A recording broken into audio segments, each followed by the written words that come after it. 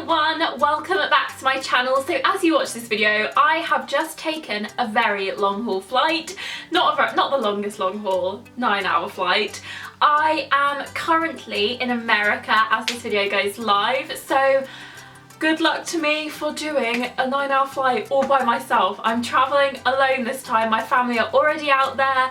I'm traveling by myself. So fingers crossed future me did a good job. So I have taken quite a few long haul flights. I've taken many flights in my time. So I wanted to do a video surviving a long haul flight. Bits and bobs you need on board with you, things to do, things to bring with you, and I also wanted to share with you an embarrassing story because Soft and Gentle got in touch and wanted me to be part of their Soft and Gentle Moments campaign. Of course I said yes, because all the embarrassing things that could ever possibly happen to someone would happen to me. It's very typical, and let's get cracking. So first things first, for me on a long haul flight, it's really important to have things with you ready to refresh. So because it's almost like an entire day, when you come off the flight you want to feel refreshed. So I've got a few things I always have ready. So for the likes of Hygiene, I think it's always important to have a toothbrush with you and toothpaste. So when I talk about beauty products and such, it's absolutely fine if they're under a certain amount, because you can just pop it in a clear bag and you are fine to take that on flight with you. So toothbrush and toothpaste, because especially if it's an overnight flight, because you'll go to sleep, hopefully, you'll wake up and you'll want to brush your teeth before you get off the plane, ready to start your new day. So toothbrush, toothpaste. I'm not really one to wear makeup on a flight, but I do still like to take face wipes with me so I can refresh the skin. My skin often gets really quite dry as well. Face wipes are fine for flights, as Caroline Hiram says. They're fine for flights, festivals and fannies. So flights, we are good to go. Also, sometimes I like to take a moisturiser and maybe a lip balm, but those are not as essential. Righty, you need lady hygiene. So this is where my embarrassing moment comes into play. So if you are a lady and you are flying and you are on your period, it is not that comfortable, but I thought I had finished. This is so embarrassing, but it's typical, we're gonna go for it. I'm sure someone has been in this position, but I thought I had finished, so I didn't take any extra precautions. I was done, I was complete. Aunt Flo had left the building. I was on the plane, I went to the loo, and lo and behold, she'd returned. So I didn't have any products with me, I didn't have any sanitary towels, didn't have any tampons, I didn't have anything, didn't have any baby wipes, like nothing. And I just thought, okay. So I had a load of tissue that I just popped in my nicks, and I started walking out, and oh, what, you, ma'am, you seem to have dropped a tissue. Oh, yeah, oh. Always remember your lady products. Even if you think I'm done, or if you think I'm not going to start yet, just have one with you, because then you don't have to do the whole awkward, hello, does anyone have a sanitary towel? You don't have to do that, and you just don't want that to happen. So one of the Soft and Gentle products I would take with me is the fragrance spray. It's an intimate deodorant and it's designed for intimate skin. It's gynecologist approved and you get your long lasting freshness. You can literally just spray this on your underwear or your sanitary wear or straight on the skin, and it just neutralizes any odor. So thanks for inviting me to mention my little awkward moment, and luckily I now have my feminine spray, and I will definitely be packing my lady products. It's part of the new Soft and Gentle Body Balance collection, specifically designed for intimate skin, and it's available now in Boots. It's only $2.99, it's pH balanced, and it looks like any old spray, so it doesn't literally say like vagina spray. It's very discreet. Something else I like to do to refresh is do my hair again. So I always like to have a tangle teaser with me, maybe some hair grips. I typically travel with my hair in a messy bun or just one big French braid. So if I've slept for like a majority of the time, or you're on a flight, you're lying down, you're comfortable, you're not lying down but your head's back, your hair's gonna get a bit messy, but also it just makes you feel a bit better if you rebrush, restyle, and you're just rejudged. It's not like slept on hair. Something else that you might like to do is pack a spare pair of underwear and also a change of clothes if you like to travel in pyjama style clothes and then you want to change. I will travel in pyjama style clothes, obviously just loungewear, not literally like pyjamas with sheep on them, but just loungewear. And when I hit the country or the destination, I don't care. I'll change when I'm at the villa or at the hotel. Which leads me on to my next section, which is comfort. So it's so important to know what to wear on a flight.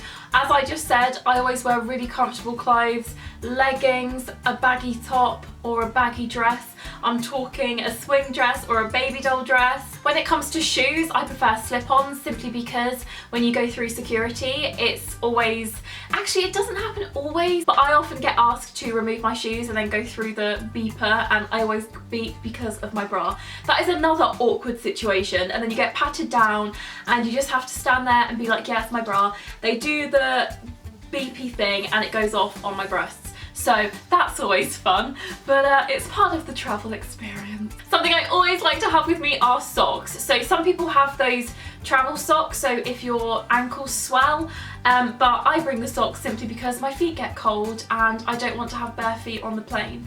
So always important to carry socks with you. Something else I do for comfort reasons, and this won't be for everybody because so many people have perfect sight, but I wear contact lenses or glasses. So when I fly, always go for glasses, because I feel like my contact lenses, especially if you sleep, then your contact lenses can get really dry and sticky, and it just makes my eyes so like but also because of their aircon, there's a lot of atmosphere going on. It's just a lot easier to wear glasses. If you want to nap, take the glasses off and it's fine. I hate wearing contact lenses for flying. There's nothing worse. It makes my eyes really itchy and irritated. I just find it a lot easier to wear glasses. So when you're on a long haul flight, what on earth do you do for 9 hours?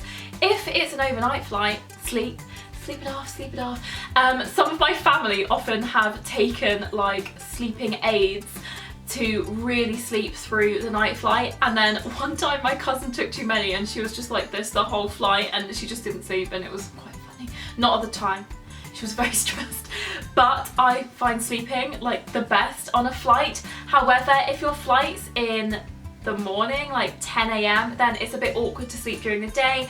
Something I also recommend is changing your phone time or your watch time to the destination's time, so you get used to it in your head, like what time it is. So sleeping is a great form of entertainment on a flight. So with that, you probably want to bring a sleep mask, earplugs, a neck pillow. Obviously on long haul flights you do get given those things like the eye mask, earplugs, a pillow, a blanket, but if you want your own bare necessities, then of course bring your own. Most long haul flights as well have a little inbuilt telly in the seat in front of you, so everyone's got their individual TV. You can watch movies, you can listen to music, listen to the radio. There's thousands of things on there that you can watch. I remember one flight just listening to the Wicked soundtrack and then watching a film, and there's episodes of things on there and series and just documentaries. There's so much on there that you can't go wrong. You can't get bored. I think for me the thing is I get restless, so it's really important to walk up and down the aisle, go for a wee every so often, but it's super important to just keep stretching and don't keep still too long, because obviously you can get restless and a bit agitated, but there is no ends of entertainment on long haul flights. Also, they do often give you a set of earbuds, but if you want your own headphones, then obviously feel free to. I had the mad rush yesterday being like, I don't think I have any headphones, I can't find them, but then I thought, they're on the plane. I love to read on flights, I love to start a new book, I love to write things, I love to plan outfits on the flights, I love to plan things I can get done while I'm away. I just like to write things down and make lists. And of course, the best form of entertainment on a flight is the food. I love when the food comes, when you see the food trolley or when you just smell the food. Now, plain food is not good. In any other situation, like if someone was to hand me plain food now, I'd be like, ugh. But when you're on a flight, you're like, ah, like it's brilliant. So I love when the food time is approaching, and I always bring my own snacks though, and drinks. You have to drink plenty, you have to keep hydrated. That's so important because everything's just so dry on an aeroplane. So food, snacks, drinks, you just have to keep it. And even if it's a weird time of day to be eating, it just passes the time.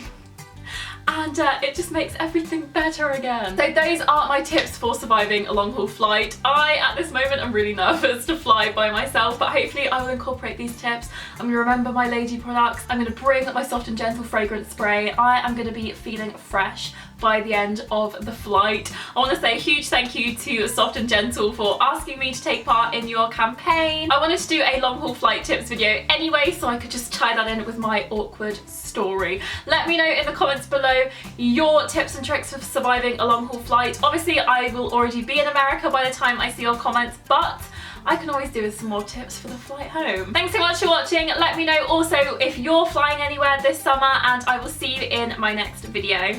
Bye!